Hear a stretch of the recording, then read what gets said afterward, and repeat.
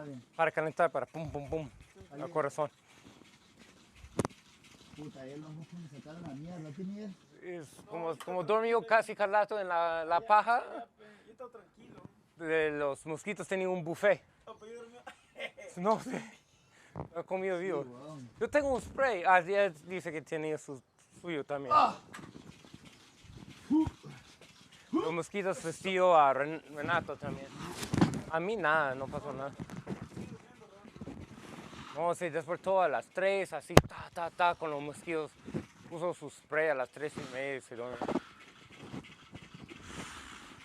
Yo dormí acostado de Mónica Torres, un ángel de persona, pero cuando se duerme...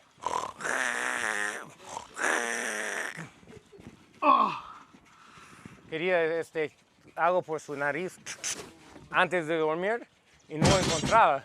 Hoy voy a hacerle encontrar eso, si no... Madre, hay que sacarlo esto para... Ok.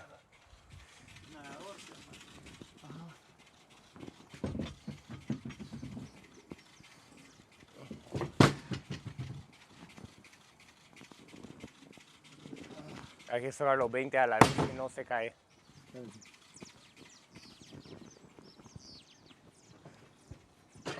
¿Lo tiene? Mosquito.